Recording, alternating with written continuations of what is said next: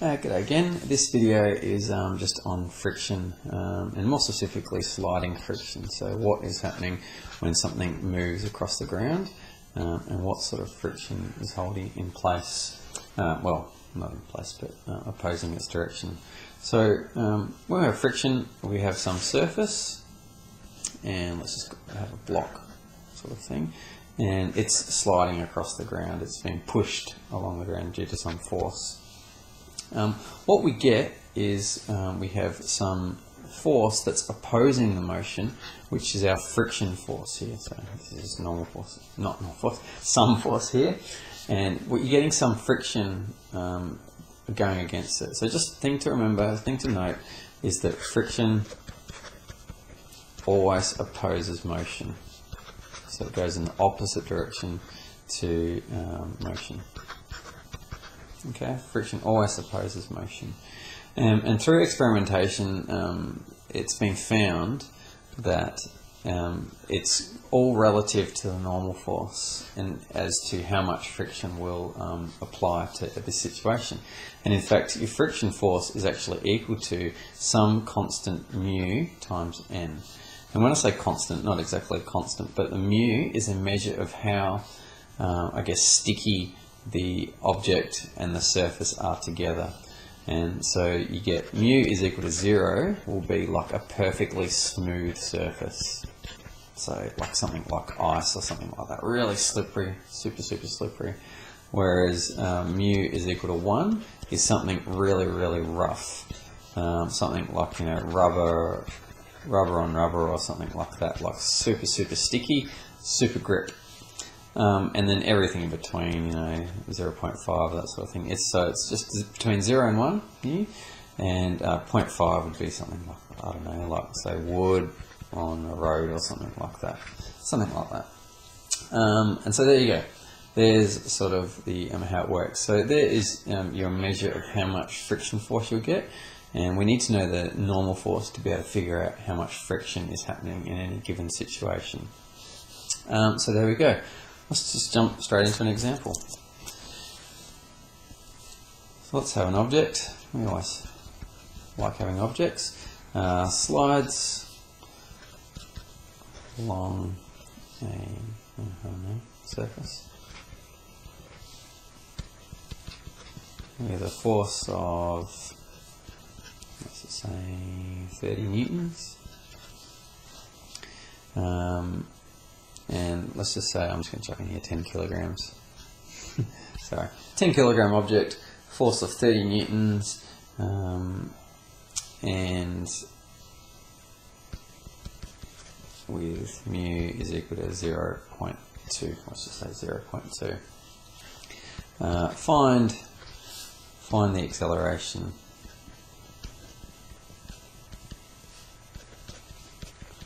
Of the object. Okay, so what we have some surface, we have some object, and we have a force pushing it along at 30 newtons. So, and we have 10 kilograms, so 10 kilograms, so that means we have a downwards force of 10 G. We have some upwards force of N, it's our normal force going upwards, and opposing that motion is our friction force here. So we have friction force going there. So there's a diagram of our situation. Now, to be able to find the acceleration of this object, then we need to find out what's going on in the horizontal direction, in other words the I direction here. So there's I direction there, and J direction going up in this way. We need to know what's going in the I direction. We want to know what the total force is in the I direction, because that will tell us the acceleration. Because remember, R equals ma. To be able to find acceleration, we need to know what the force is in this direction. To be able to find out what the force is in this direction, we need to know what the friction force is. To be able to find what the friction force is, we need to know what the normal force is, because friction is equal to mu times the normal force. So in these types of questions, I would always take it into two pieces. We'll look at the vertical situation first, and then the horizontal situation second. The reason we do that, like I just said, is because we need to know the normal force first before we can find out what the friction force is there. So let's start the problem. Firstly, let's have a look in the I direction, what's going on. Sorry, J direction. J direction first. And we'll just, each component one at a time, look at what the go is. So in the J direction we have R equals MA. Always start with that. Firstly, R. So our total force. In the positive direction we have N. In the negative direction we have 10G. So N minus 10G is your resultant force. The mass is 10. And the acceleration is, well, is it moving up and down? No, it's not. It's sitting still. It's not doing anything in the vertical direction. So its acceleration is 0. And whenever something is not moving, your R is equal to 0. Solve the equation, you've got N equals 10G. Now, a lot of people on these sorts of questions just go straight to writing N equals 10G, and that's fine, as long as you are sure there's no other, no vertical components. Alright, so if this 30 Newton force was going up on an angle or something like that, then you've got some component in the vertical direction. You need to be really careful. In this case, N is just equal to 10G. Perfect. Now let's have a look at the I direction. I direction. R is equal to MA in the I direction. Therefore, let's look at our resultant force. We have, in the positive direction, we have 30.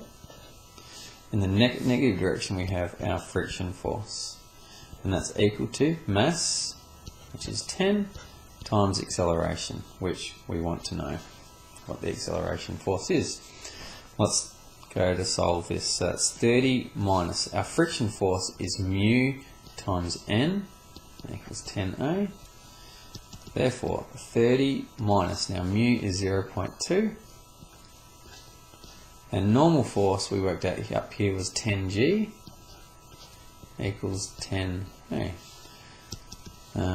Let's have a look at this. This is 30 minus 0.2 times 10, so that's minus 2G equals 10A. Therefore, A is equal to 30 minus 2G over 10. Now remember, G is just 9.8, and so that is your answer.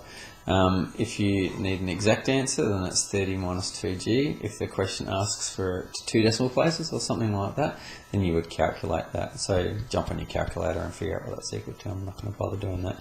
And remember, acceleration meters per second squared. Okay, so that's what we're doing here, figuring out what is going on. So just to reiterate, we wanted to know the acceleration in the horizontal direction. To be able to find acceleration, we need to know what the total force is, the resultant force in this direction. To be able to know that, we need to know what the friction force is. To be able to find the friction force, we need to know what the normal force is, because, where is it? I've lost it. Friction force is equal to mu n, so we need to know the normal first. And so that's why we start with the vertical direction, just to find out what the normal force is. That gives us the friction force, that gives us the resultant force, which gives us the acceleration. And so these questions are all too common. Just remember, like I said, be careful. If there's a force going up here, like 30 newtons at an angle of 20 degrees or whatever, then you have some vertical component here that's pulling it up, and so your normal force will not be equal to 10G. You need to think of that elevator situation. You've got a force slightly pulling it up, that'll affect it. You'll get N plus 30 times sine 20 degrees is equal to, minus 10G is equal to 0. So you need to be careful there. Anyway, that's about sliding friction. Hope that makes sense. Go to hear some examples, yeah, thank you.